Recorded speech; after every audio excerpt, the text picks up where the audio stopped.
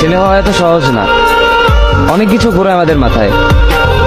সব তো তোমার বইলা বোঝানো যাবে না, তারপরও কিছু বলি শোনো।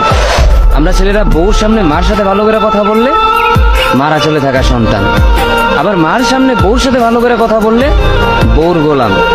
নিজের ছেলে মেয়েদের যদি মারি আমাদের দয়া মায়া নাই, আর ওই ছেলে মেয়েদের যদি কিছু না বলি আশকারা দিতেছি।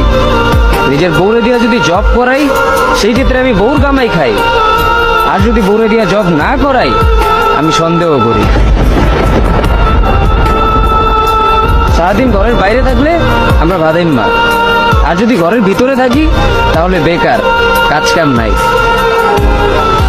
আর এই তোমাদের মেয়েদের গায়ে যদি আমরা ভুলেও টাচ করি না আমরা নির্যাতক, আর যদি তোমরা মেয়েরা আমাদের গায়ে হাত তুলো আমরা কাপুরুষ।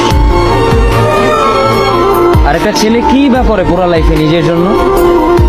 মার ওষুধের থেকে শুরু করে বউ বাচ্চার প্রত্যেকটা শখ পালন করার দায়িত্ব একটা পুরুষের। কিন্তু কি লাভ এত কিছু কইরা? দিন শেষে একটা ভুল করলেই সবাই ভুলা যায় যে কে কি করছে তার জন্য।